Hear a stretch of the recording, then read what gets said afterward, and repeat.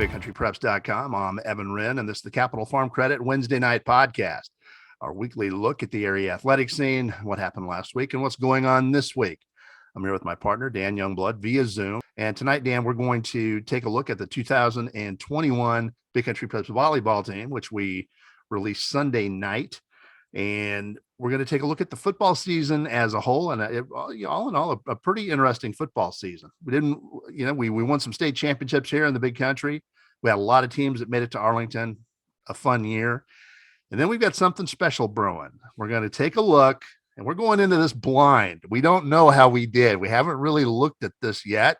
We're going to take a look at our predictions and how we did, our preseason predictions for every league in the Big Country, every district. And we're going to compare our picks with Dave Campbell's Texas Football Magazine, and we'll see how we did. And we're going into this blind. We don't know how we did. This isn't something phony. We're going to go into it and just have to accept the results. And if we stunk, we stunk. Yeah, and I'm sure there will be some districts where where we stink. I can think of a couple where I stunk it up. Yeah, I'd imagine we'll have some of these we'd like back, but it's always fun to go back and look at kind of what you thought, how you thought the season would play out, and then compare it to how it did. And we're to that point now where all of our football is in the books. Like you said, a really entertaining, a great season for the Big Country. And I think this will be a good way to end our podcast for 2021. We'll obviously be back at the beginning of 2022. But I think this will be a fun look back at the season that was. And as you said, I think it'll also be fun to take a quick peek at the volleyball teams we just put out, because I know that's something that you and I are proud of as well. I'm lining up the excuses already. I'm thinking of misprint. Yeah, that's not really the way I meant it. My dog ate my homework. Dan sabotaged the picks. I got those three lined up. That's good. Yeah, you're gonna have trouble selling some of those just with the format that we used, but but yeah, it should be a fun deal to look back at those and kind of see how we did, and see the ones that we can brag about, and then see the ones that we'll kind of be pushing to the back burner and not bringing up. But yeah, we're gonna look at it all, the good, the bad, and the ugly. Before we embarrass ourselves, we need to thank our sponsor, Capital Farm Credit, with offices all over Texas, including Stanford and Abilene. Buy your own slice of Texas with Capital Farm Credit. Together, we're better. And before we jump into the district picks, we're going to talk about the Big Country Preps volleyball team. Its annual release came Sunday night, and a lot of work went into that. But we're proud of the team that we have put together, and we have got to thank the area coaches for their cooperation in doing this. Without them, we cannot do this. No, definitely. That's something I think you and I are continually amazed by, is the level of participation we get with these things. And like you said, I'd just like to thank the area coaches and everyone who did participate, because it allows us to put together these teams when we have that many nominees in there. And I think it comes out a more accurate squad. So I'm real proud of the team we put together. And I'm really impressed with the girls that we had playing in the area this year. It was just a remarkable bunch of talent, and it was just cool to kind of get to put them all on paper and see how our area stacked up that way. All right, and then with that, let's jump into our All Big Country Preps volleyball team. We're going to start with Coach of the Year, Shay Cox from Wiley. And I've got a lot of respect for this lady. She's a great source, and she's really building a solid program over there. Yeah, I mean, I think the big thing with Coach Cox was that she's kind of responsible for leading the program into the 5A era. So I think that's where that she really kind of earned this award, was that they won 30 matches for one, which is obviously to me, 30 wins is the telltale sign of a really successful season. And then they went 3 rounds deep in the Class 5A playoffs, and that was really their first playoff run as a 5A team. So I think that the well-deserved honor. She did a great job with this team, a very senior-heavy team, a very experienced, mature group, and she got the most out of it. This team came really close to knocking off a really good state-ranked Lubbock Cooper team in district to split those district matches and force a third. They lost in 5 sets at home, and just a thrilling match. But they bounced back from that to finish district strong, and then won a couple of playoff matches. All right, our newcomer of the year, a freshman from Stephenville, Kirsten Carlton. I like this pick, Dan. Is already producing good numbers as a freshman. This is clearly a player that we're going to have to keep an eye on in years to come. Yeah, and I think that the one thing I thought was really cool about her was that she's really in the middle between two really experienced, really accomplished hitters. When you talk about Landry Withers, who was a first teamer for us, Emma Giddings, who is also on one of our teams, and she really held her own. I mean, I don't think that intimidated her at all. She stepped in there, averaged almost 8 kills per match with a 289 hitting percentage. So a really efficient hitter, averaged more than 2 blocks per match, more than 2 digs per match. So just a really good defensive player for them, and was District 6-4A's newcomer of the year, and consequently our newcomer of the year as well. So a really great season for her, and is just a freshman. We're going to get to watch a lot of her in the future. All right, our defensive player of the year, our defensive MVP is no surprise. She was actually a part of our Big Country Preps team a year ago, stacking up huge defensive numbers. Abby Benitez from Snyder, only 5'1", but very, very athletic, very quick, very agile, and can get to just about anything that somebody's trying to put on the floor. Yeah, no question. When you look at her digs numbers, they're really, I mean, just shocking almost. Average over 23 digs per match. I mean, it was really hard to get something by her this year, and it was for a good Snyder team too. This was a 3-time now defending district champion Snyder team. So this is a program that's really building some tradition there, and she's a part of that. So yeah, I think that Abby Benitez is very deserving of that defensive player of the year honor. And yeah, you'd be hard pressed to find a better back row player than she was this year. All right, our offensive MVP again was with us a year ago on the All Big Country Preps team.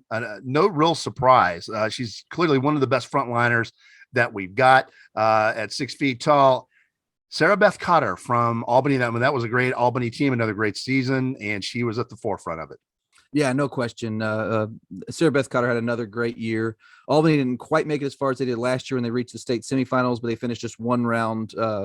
Before that, went 32-6, had a great season. And like you said, she was just a massive part of that. She averaged 5 kills per set, and also helped out on the front row with blocks and defensively, and then with some digs in the back row on defense as well. So just a really good, well-rounded player and a part of a really successful team. So she's one that we've been talking about for a while now, basically since we started covering volleyball. She's been in the mix for us. So no surprise to see her there as the offensive MVP. And I mean, she just did a remarkable job, had a remarkable career.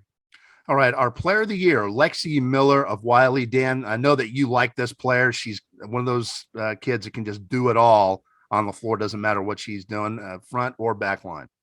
Yeah, I mean, she's just a really, really good setter, and a really good setter in a 5-1 offensive set, so that she is really their only setter.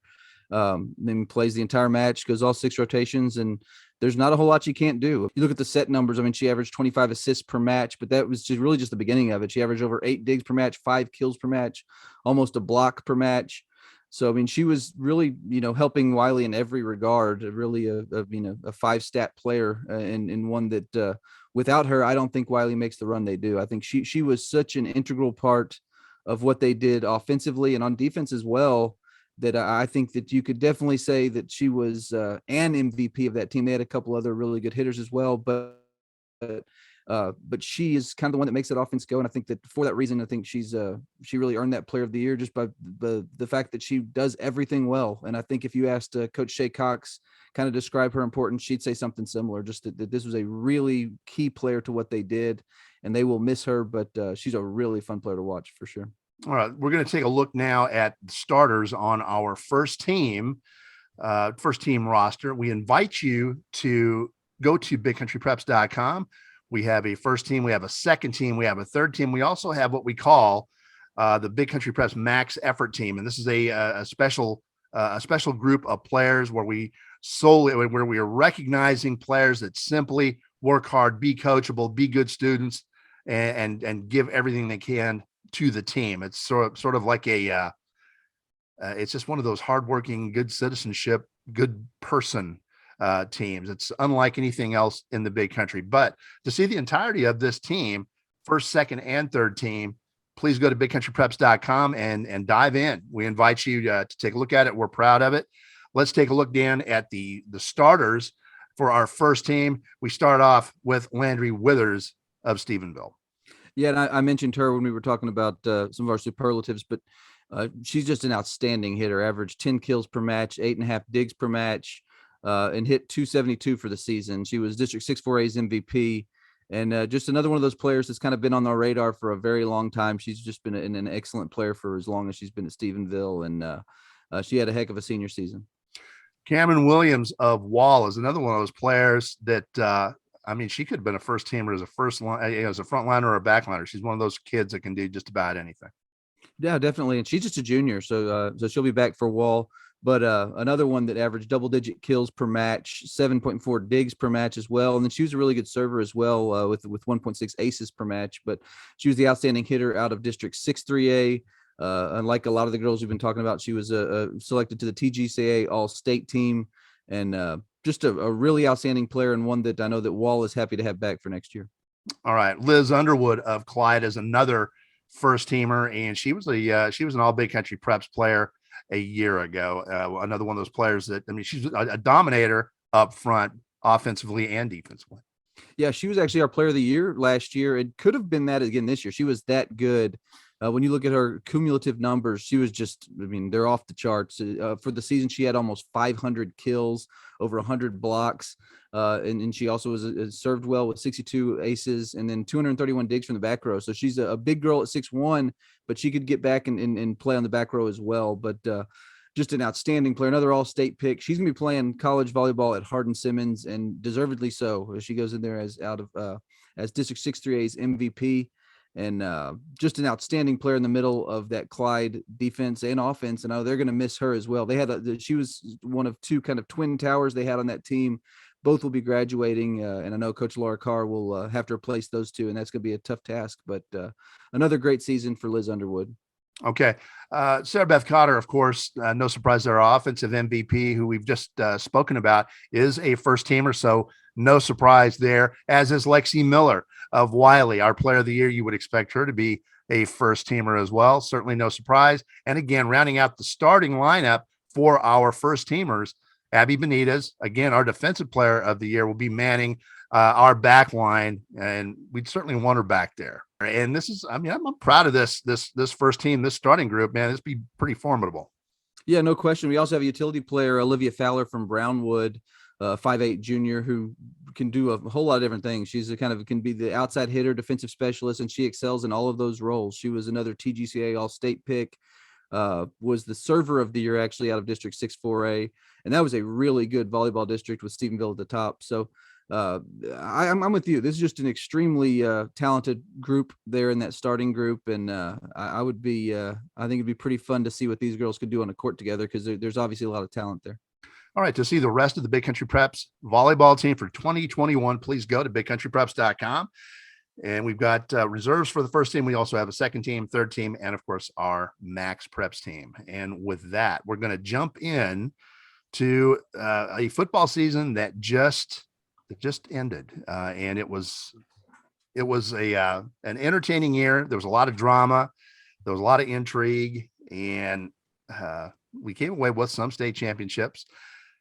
All right. And with that, we're going to jump into a football season that we just had to say goodbye to. We had a great year, really. We had 6 teams from our coverage area that went to Arlington and played for state championships. We came away with 3, 2 in the 6-man ranks and 1 in the 11-man ranks. Stephenville taking the Class 4A D1 state championship on Friday in really a dominating effort.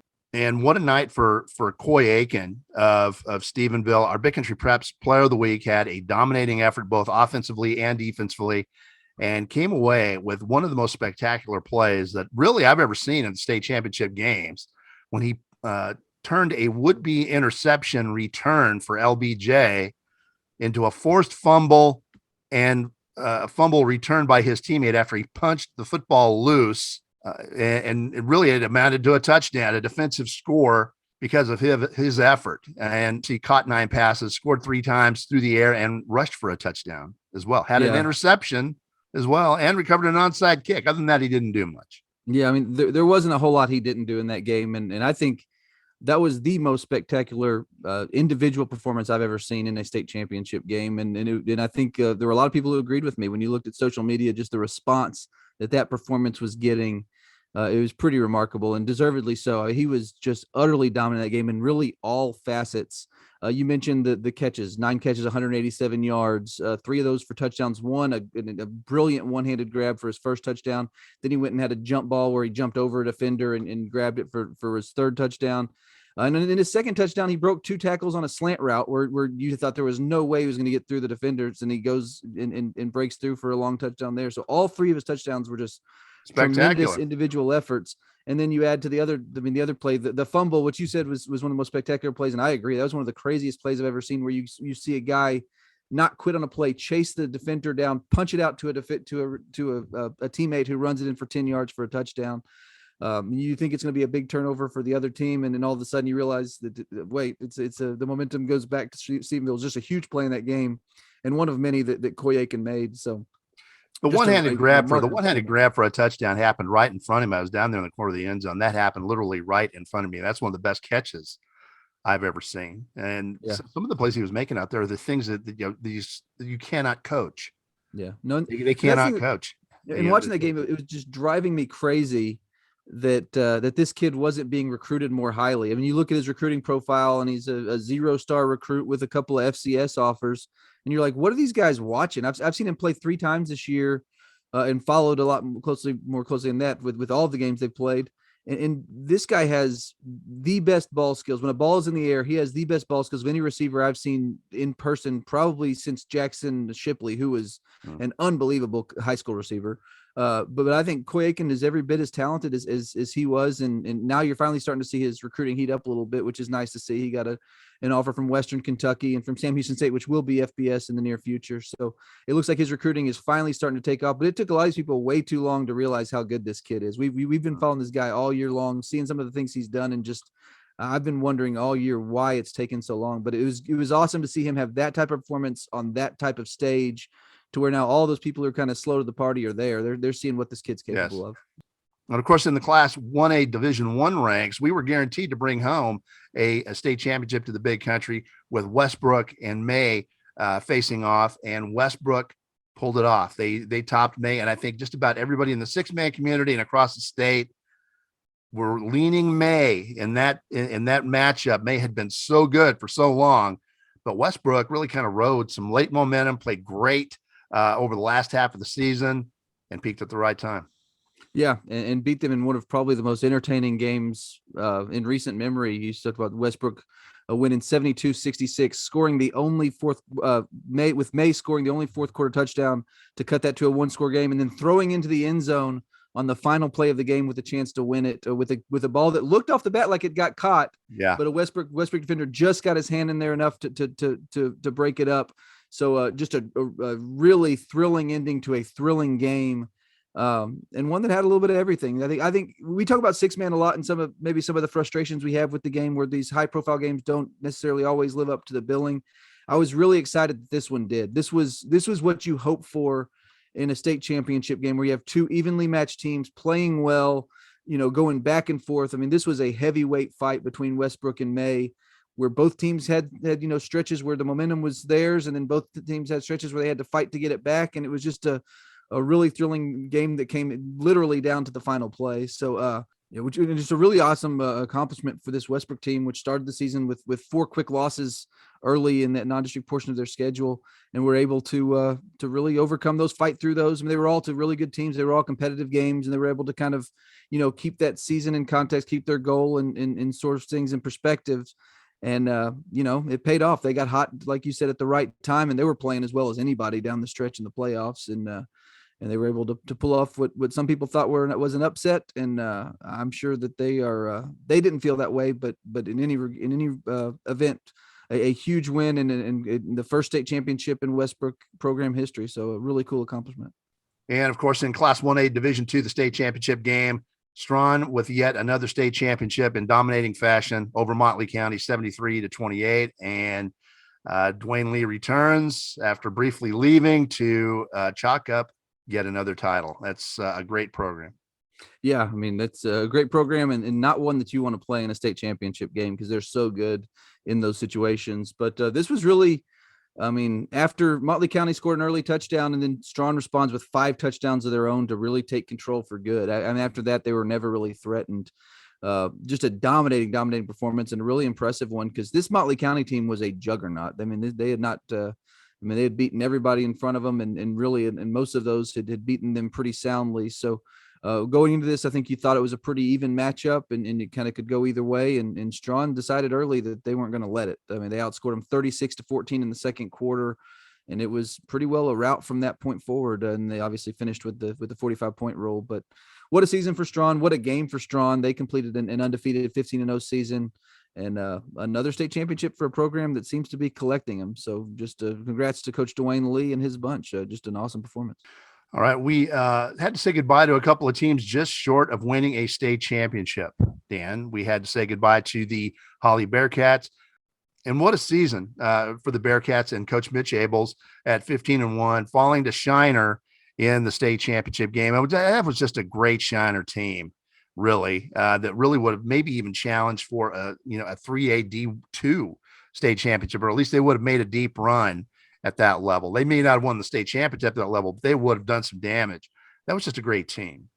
Yeah. And I mean, they may well have won a state championship at that level. You look at some of the teams they beat in the non-district and they were playing up and competing at a very high level. So I think that's the takeaway. Just that this, Shiner was just an excellent team. You took at the talent that they've got with the 2 Brooks brothers, Dalton and Doug Brooks. We've got Dalton as the speed back, the every down back. And then you've got Doug who comes in at 280 pounds and is just punishing people. I mean, it is just, I think you need a Doug Brooks stiff arm. That's what you need.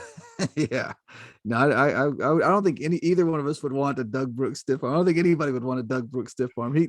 That guy, that dude is, my gosh. Yeah. That dude is something else, man. Yeah. He runs violent. He goes out seeking out people to embarrass, but, he finished with 210 yards to earn the offensive MVP award. And then his brother, Dalton, who's a year younger, had 194 yards. And the 2 between them had 5 touchdowns. And it was just a situation where I think Holly played a really good first half. They were able to hit some big plays over the top in the pass game to kind of stay in the game early, go to halftime down just 21-12. And really it was even closer than that. I mean, it was 14-12 until Shiner scores in the final minute of the first half. And that kind of broke Holly's will a little bit because it turned what had been a nip and tuck game the entire way into a 2-score game because of some missed extra points and failed 2-point conversion attempts. So that was kind of the backbreaker when they go to half, having played such a good half and still go down 2 scores. And then Shiner comes out and kind of controls the second half from the start. But no shame at all for Holly. I mean, I think you look at the season Holly had to get here, bar none, the greatest season in Holly football history. They beat some really, really good teams to get here. When you talk about what they did to Coleman, to Cisco, to Marlin, I mean, they had a really good, impressive run to the state championship game.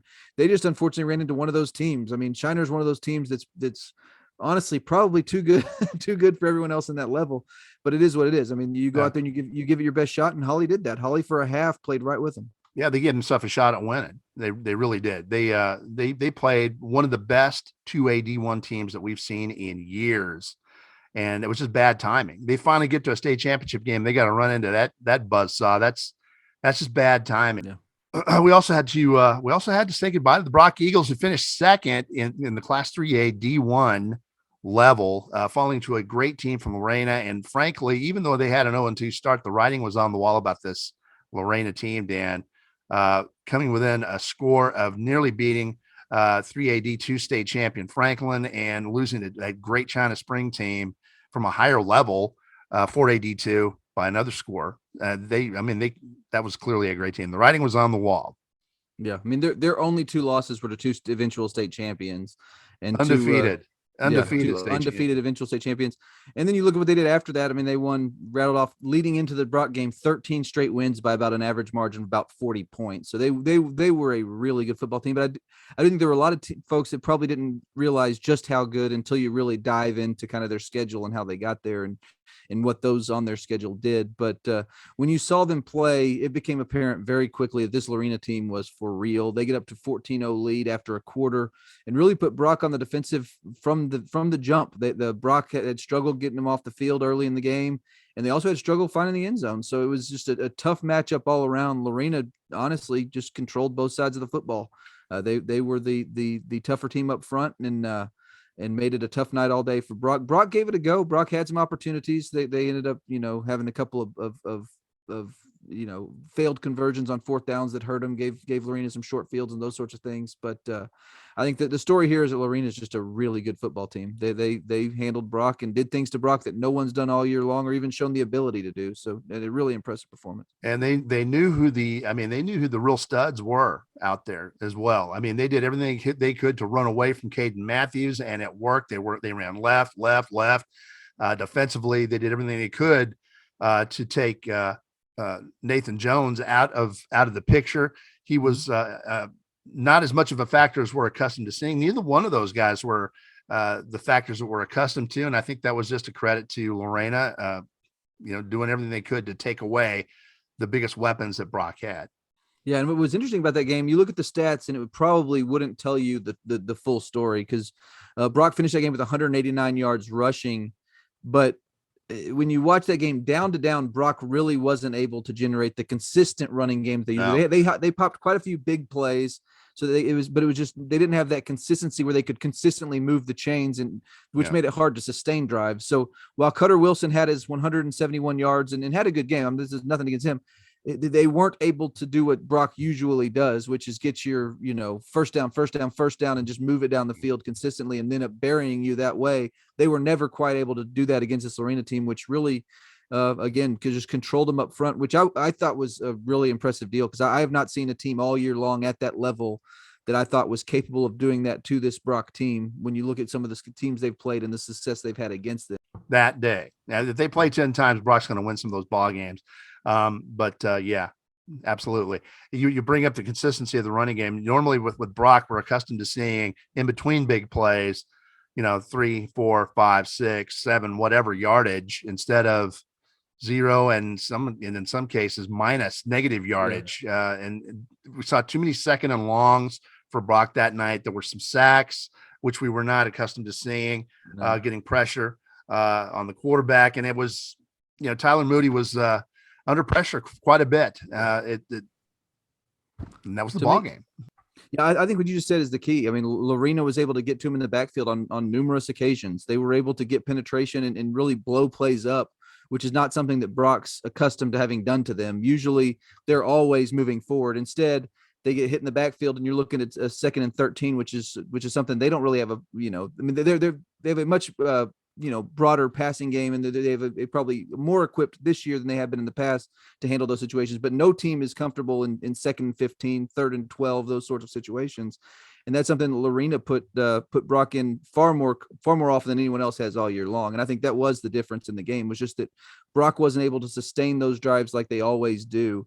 And it made it tough, particularly when you're staring at a 2-score deficit right off the bat. I mean, that really put some pressure on you. And they really, I think, had some trouble kind of working their way back into the game, even though they had some breaks, with a couple of turnovers that gave them some short fields. I thought that was another big key. They had a couple of turnovers with an opportunity to steal some momentum back. And even after Lorena, had those turnovers, they were able to get a huge stop so that Brock was never able to tie the game, or was never able to, cut it to 1 score later.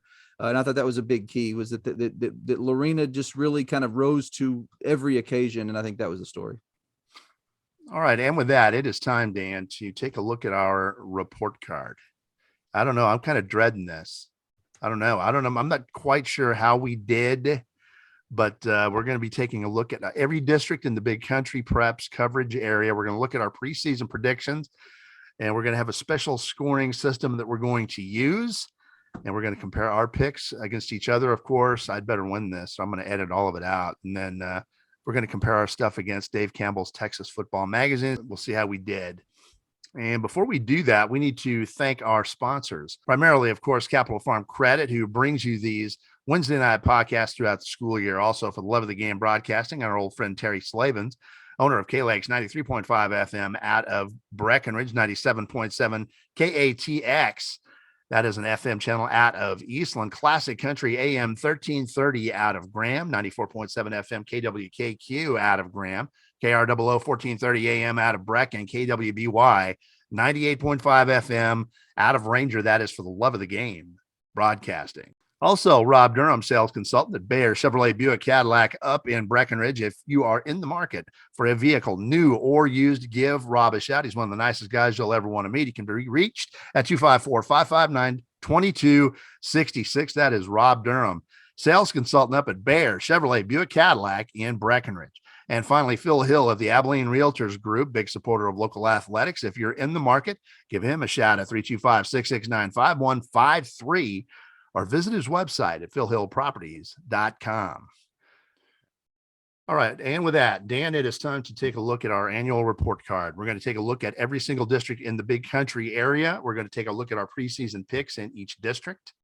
And we're going to compare our picks against each other, of course, and then against the big boys from Dave Campbell's Texas Football Magazine. We're going to look at their picks, and we're going to see how we stacked up against them with our preseason projections. We got a special scoring system that we're going to use. We're going to give 1 point for every playoff team that we correctly picked. If we picked you to get in the playoffs and we were right, we get 1 point each for that. And then if we had you in the right place in district, if we got you in the right place in the standings, we get another point for that. So a potential of 8 points apiece for each district if we got everything rock solid perfect. Yep. And I'd imagine that will not be the case very often as we go through this, but we shall see. I hope we have a district or two for which it is. All right. And with that, we're going to jump in and take a look. We're going to start at the Class 2A Division II level and work our way up to Class 6A. We'll start in Class 2A District A Division II, where the Albany Lions, Dan, swept through that league at 4-0, taking first. Santo was second at 3-1. Heiko was third at 2-2, and then the Cross Plains Buffaloes, the young Cross Plains Buffaloes, were fourth at 1-3. Dave Campbell's Texas Football Magazine's projections for that league were as follows: Albany, Santo, Cross Plains, and Heiko. So they got all four of the playoff teams correct. They got Albany in the right spot. They got Santo in the right spot. So they scored a total of 6 points. Yeah, and they missed on Cross Plains and Heiko in their actual placing. So they score 6 points. Yeah, and we actually had the exact same picks, so the exact same score. So 6s across the board for the first round. The only mistake any of us made was not giving Heiko enough credit. This was a good solid step forward for that Heiko program under Coach Swearingen out there. Got them that win over Cross Plains, which got them the 3rd seed as opposed to the 4th, and that was the one bugaboo that we all had. So, well, we may have expected a little too much from a young Cross Plains team as well. They turned out to be very young, freshman quarterback and all.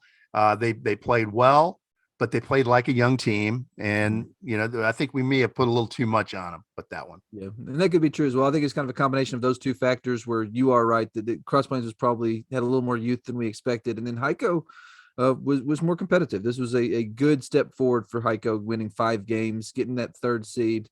Unfortunately, their district paired off with a really tough one where you had to play either Windthorst or Munster in the first round, so it was going to be tough to get a playoff win. But I think getting there as that 3 seed was a good step forward for them.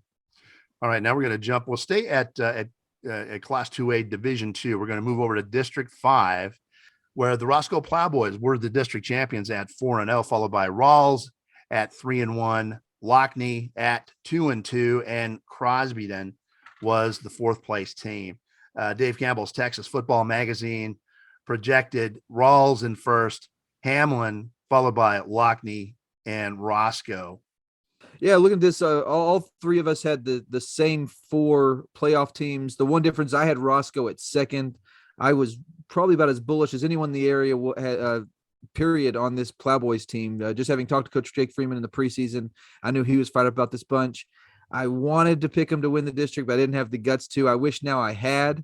That would have gotten me an extra point or two, but a huge season for Roscoe. To go from where they were the past several seasons with really young rebuilding teams to this season with their only regular season loss to what had turned out to be a state finalist Holly team, got on that long winning streak and didn't lose again until they faced a really good Santo team in the playoffs. So a big season for Roscoe.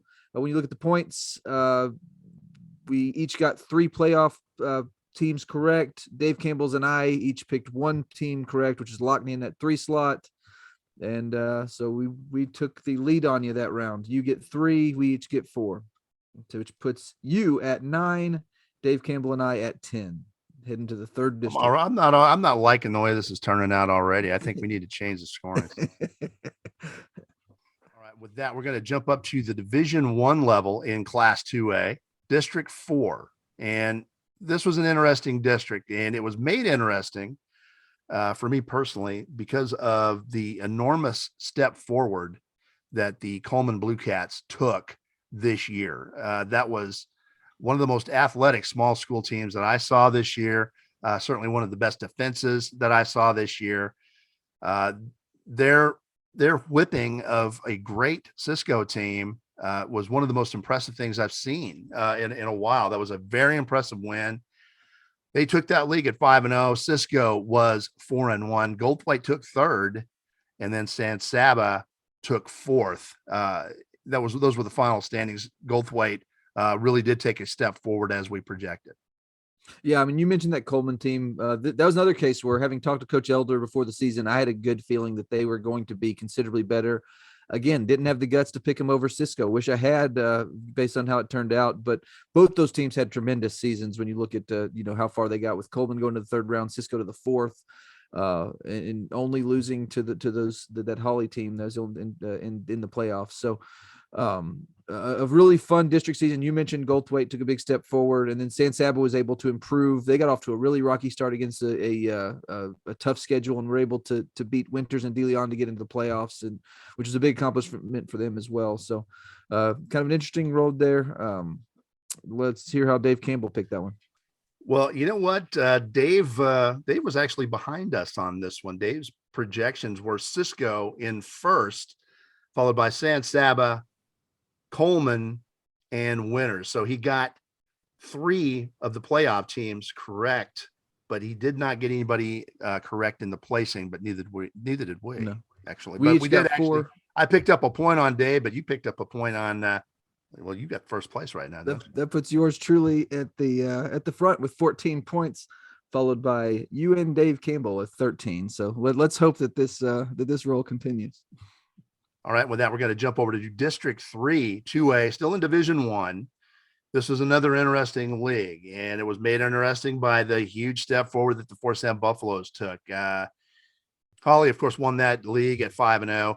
Forsan at 4-1, followed by Haskell and Anson. Dave Campbell's Texas Football Magazine had Holly. They had Anson, they had Forsan, and they had Stanford. They got 3 of the 4 playoff teams correct. But they only got Holly correct in their actual standings. So they score 4 on their predictions, giving them 17. And you had 4 as well. I'm going to give myself a nice little pat on the back. I was the one person who picked the Forsan Buffaloes to finish 2nd in that district. And you're going to see a theme here. I talked to Coach Jason Richardson before the season. And I'd also, having done their previews and followed them pretty closely each last few seasons, you knew they had that senior class coming through. I thought they'd take a big step forward. I know that we both expected Anson to be a challenger there as well.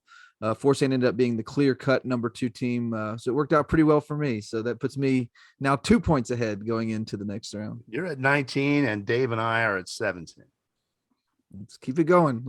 I like this game.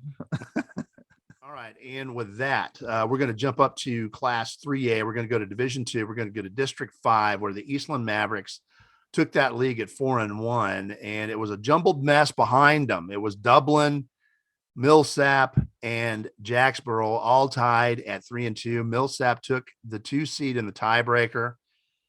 Dublin took 3rd via the tiebreaker, followed by Jacksboro. But somebody lucked out. Somebody lucked out in that tiebreaker and scored a bonus point. Yeah, as it turned out, the playoff seeding does me a favor. I had Millsap in that number 2 spot, so I'm going to get a very cheap point out of that, and I will take it. How did Dave Campbell have this one coming out? Dave did not do that great. He did have Eastland winning the league. So he does score a bonus point for having that correct.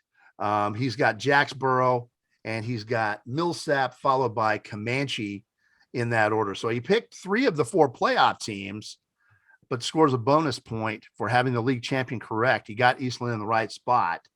So he does score 4 points in this league. So he gets 4, you get 4, I get 5 based on my cheap Millsap point, which puts me up by, I think, 2 going into the next round. Let's see. Well, I mean, actually, you're up by 3. I've got it. You had 24 points. I've got 21, and Dave Campbell has 21 as well because you scored 5 in this league. You got all 4 of the playoff teams right, and you got lucky with Millsap. So you got you scored I'll take it. 5. This district was nuts. I mean, we talked about it, how competitive this district was. This was as competitive a district I've ever seen, 1 to 6, where literally every week you had no idea what was going to happen in any given game. I mean, even though Eastland finished 4-1, you look at some of the games they had, and, 3 of those wins could have gone the other way easily, because just about every game in this district was a 1-score game, which made for a really fun district week to week and made for a jumbled mess at the end that benefits me. So I'll take it.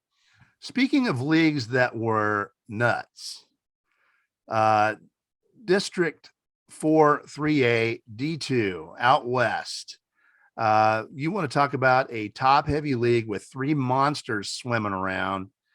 I mean, it was like, man, it was a Shark Tank with those 3. It was Idalou in there. It was Lubbock Roosevelt in there.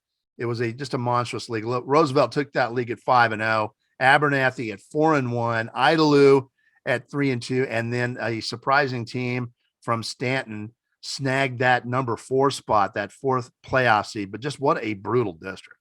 Yeah, no question. Just a ridiculous district.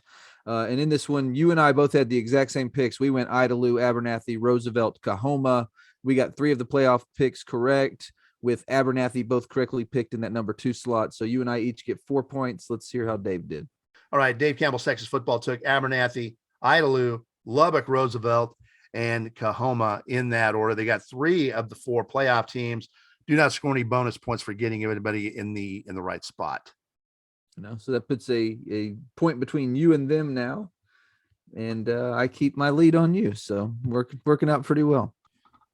All right. So after that district, the standings are as follows: Dave or Dan at 28 points, me at 25, and Dave Campbell's Texas Football at 24 points.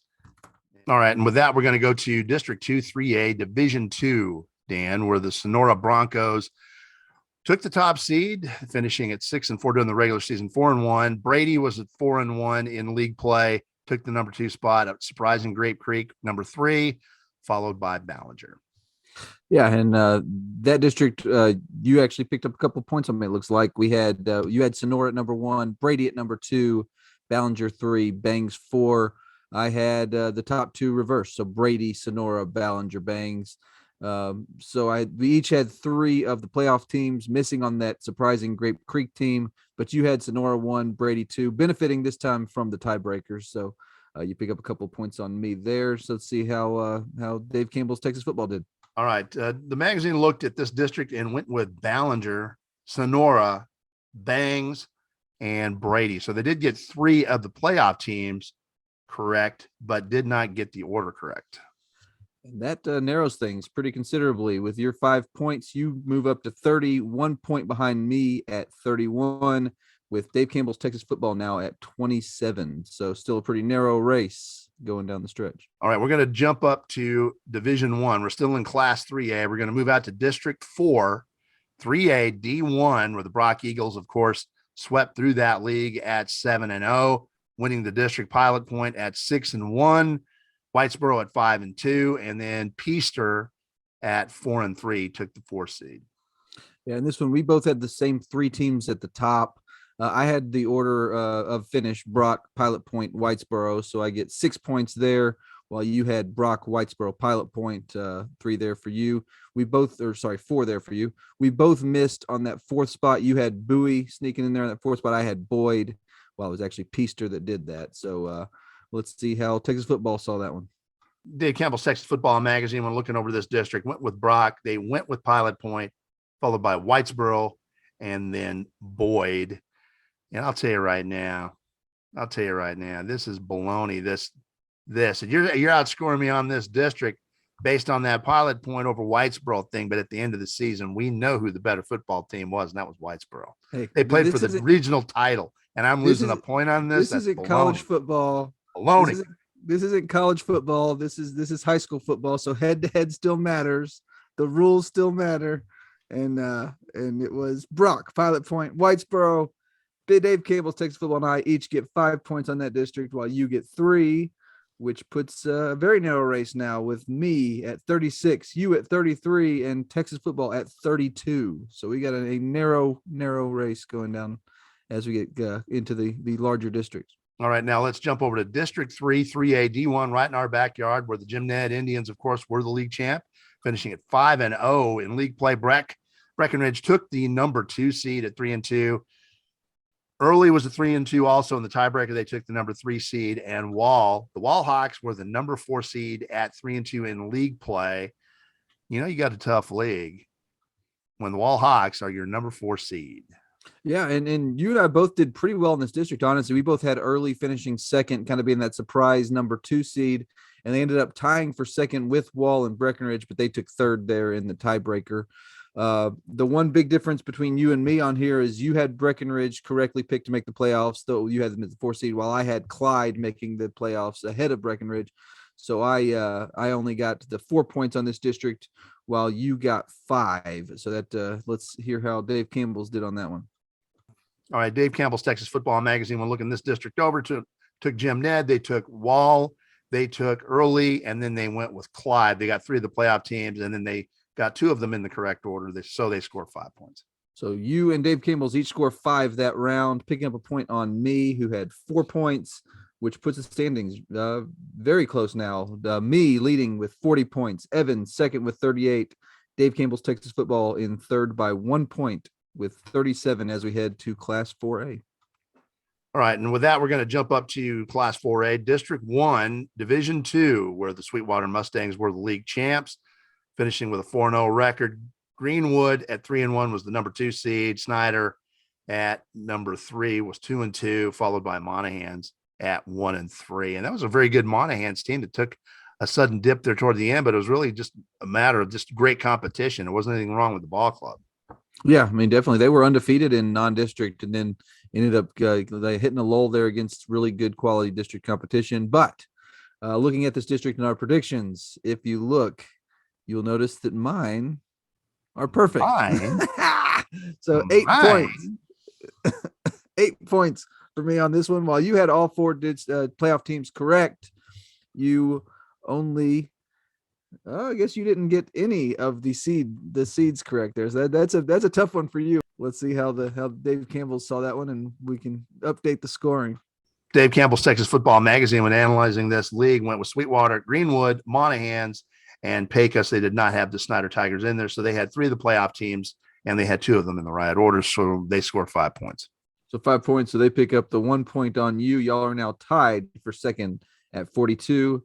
With my 8 points after the perfecto, I'm at 48. It was a perfecto, man. A 6 point lead heading down the stretch now. All right, now we're going to go over to District 5, Class 4A. We're going to move up to Division 1. Again, District 5, where, of course, the Stephenville Yellow Jackets, who eventually won the state championship, won that league, finishing 5-0 in league play. Waco La Vega at number 2, Midlothian Heritage at 3-2, followed by Brownwood at 2-3 for the 4 seed. Yeah, and on this is one of the districts where I'm gonna have to eat my humble pie. I missed pretty badly on Stephenville. I had them third behind Heritage and La Vega. I feel pretty confident about my reasoning at that point, and I did even mention in the take there that the door was open for an experienced Stephenville squad to move up the standings. The one thing that gave me pause at that time was the defense, which, as it would turn out, was the strength of that team. So I think that the improvement they made on defense was remarkable, and I think that was, to me, the catalyst to the rise they made both in district and throughout that classification. And when you looked at the end of the season, that was a Stephenville team that was complete top to bottom, and much better than I had them being at the beginning of the season. So yeah, you're going to take the eventual state champion, third in the district. That should be like a -10 penalty. -10. Yeah, the one caveat I would say is that's a pretty darn tough district. There aren't many districts in the state I would pick Stephenville third in. This was just going to be one of them. That was a monstrous league. Yeah. That was a monstrous league, no doubt about it. And the reasoning was simply that I wanted to see their defense prove it. But honestly, by the time I saw them play Wiley in non-district, I was 100% a Stephenville believer, just having seen that team in person, and especially on that defensive side of the football, how good they were. I bought on to Stephenville and realized pretty quickly that I was going to be regretting this pick, but if we ever came around to do this. So, all right, Dave Campbell's Texas Football Magazine, when analyzing this league, went with Waco La Vega.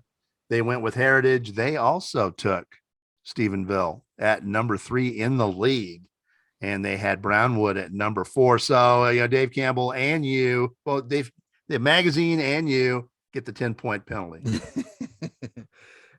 We're not going to do that. Puts me in the lead. Yeah, it would. But, all right. And with 5 points that round for Dave Campbell's Texas Football Magazine, they now are third with 47. Evan with 6 points moves into second with 48. My 6 points keep me in first at 54 as we head to now District 2-4A Division 1, an interesting district with Big Spring. Yes, where Andrews did take the top seed there at 2-1, despite a 4-6 overall record. They took the top spot. Fort Stockton was next at 2-1. Lakeview was the number 3 seed at 1-2, followed by Big Spring at 1-2. Of course, we get all the playoff teams, right? Because there's only 4 of them. Yeah, neither one of us are going to miss on those. So it all comes down to seeding. This was a really crazy district, and that going into the final week of district, any team, Andrews, Fort Stockton, or Big Spring, all could have won the district going into the last week. So a really kind of a wild deal there. Lakeview upsets Big Spring to throw them into the 4th seed, and then Andrews knocks off Fort Stockton to take the number 1 seed. So in that district, we both get obviously all 4 playoff teams, and each of us picked up 1 seeding point with Andrews as our district champion. So that gives each of us 5. Let's hear how Dave Campbell did. All right. Andrews was the top pick. Fort Stockton was 2, Big Spring 3, and Dave Campbell's took San Angelo Lakeview at number 4. So they did get 2 bonus points plus all the playoff teams. So 6 points. So Lakeview actually, from Lakeview. Yeah. So Dave Campbell's actually takes this district. They have the most points in that one. So Dave Campbell's takes that district with 6 points and moves into a tie with you at second with 53. I get the 5 points at 59. So I have a 6-point lead as we head now to Class 5A in the locals. All right. District 3, Class 5A, Division 2 is the league we're looking at now. Lubbock Cooper took that league at 5-0. Wichita Falls Rider was next at 4-1 in league play. Canyon Randall was 2-3, followed by Wichita Falls High School at 2-3 at the number 4 seed. Yeah, and another interesting district where you had tiebreakers involved. Canyon Randall, Wichita Falls High, and Wiley all tied for third at 2-3. Wiley was the odd man out there in the tiebreaker, pushing them out of the playoff discussion. Randall takes that 3 seed. So we each had 3 playoff picks. You get 2 seeding picks with Cooper and Ryder at 1 and 2. I had Wiley at 2, which turned out to be a rough pick there. So I only get the 1 seeding pick with Lubbock Cooper. So you're going to pick up a point on me in this district, and we'll find out now how Dave Campbell's did. All right, Dave Campbell's Texas Football Magazine, when looking this district over, they went with Lubbock Cooper, Wichita Falls Ryder, and number 3 they took Wiley, and then number 4 they took Canyon Randall.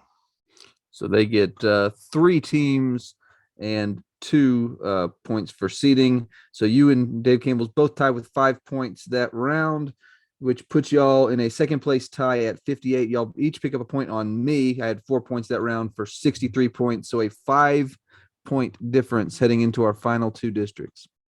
All right, now we're going to move up to Division 1 in Class 5A. District 3 in Division 1, where Justin Northwest was the top seed at 6-1. Fort Worth Brewer was the number 2 seed, also at 6-1. Azel at 6-1 was the number 3 seed. and Abilene Cooper at the number 4 spot at 4-3. Yeah, this was a wild district. You had 3 teams at the top, all kind of go round robin. Each one won one, lost one in that threesome. Both all 3 of those did beat Cooper, pushing them to the 4 seed. It's kind of crazy this year how many leagues we had go to these tiebreakers, particularly when you had multi-team tiebreakers where it wasn't just 1 or 2, where you had a third team in there. Made it interesting. In this district, I picked all 4 of the playoff teams, but did not get any of the seeds correct. So that's 4 points for me. You picked 4 of the playoff teams and get credit for Brewer there in that two spot. So that gives you 5 points. You're going to pick up another point on me in this district. And it just, we will see if you would pick up one on Dave Campbell's as well. Let's see how they did. Dave Campbell's Texas Football Magazine, when analyzing this district, went with Abilene Cooper to win it. They took Azle, number 2. They took Fort Worth Brewer, number 3, and Justin Northwest at number 4. Very interesting. So they got all 4 playoff teams right, but nobody in the right order. Yeah, which that was a kind of interesting one. And so you're gonna pick a point on them as well. You actually had 3 playoff teams, but did better on the seeding. You had both Brewer and Azle correct for the seeding, so that gets you an extra point there. Which now, drum roll please, heading to the final district. You with 5 points move into second place all by yourself with 63 points behind me at 67 and ahead of Dave Campbell's at 62. So you are down 3 going into the final district.